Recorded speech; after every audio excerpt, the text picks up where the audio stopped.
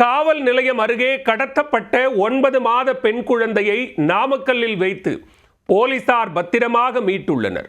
குழந்தை இல்லாத விரக்தியில் குழந்தை கடத்தலில் ஈடுபட்டதாக கூறப்படும் குற்றவாளியை போலீசார் என்ன செய்தார்கள்? சேலம் பஞ்சதாங்கி ஏரிக்கரையைச் சேர்ந்தவர்கள் மதுரை பிரியா தம்பதி. இவர்களுக்கு 9 மாதத்தில் ரித்திகா என்ற பெண் குழந்தை உள்ளது. கணவன் மனைவி இருவரும் உறவினர்களுடன் சேர்ந்து அழகாபுரம் காவல் நிலையம் அருகே உள்ள மேம்பாலத்தின் அடியில் தங்கி கூடை பின்னும் தொழில் செய்து வருகின்றனர். கடந்த 4ஆம் தேதி நள்ளிரவு தாயின் அருகே உறங்கிக் கொண்டிருந்த குழந்தை ரித்திகா திடீரென்று காணாமல் போனதைக் கண்டு அதிர்ச்சி அடைந்தவர்கள் அக்கம் பக்கத்தில் தேடினர். ஆனால் எங்கு தேடியும் குழந்தை கிடைக்காததை அடுத்து இது தொடர்பாக அழகாபுரம் காவல் நிலையத்தில் புகார் அளித்தனர்.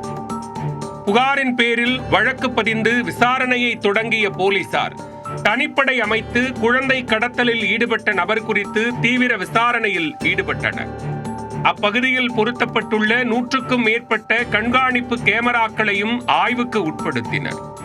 அதில் குழந்தை காணாமல் போனதாக பெற்றோர் கூறிய நேரத்தின் போது இருசக்கர வாகனத்தில் ஒருவர் குழந்தையுடன் வேகமாக செல்லும் காட்சிகள் சிக்கியது.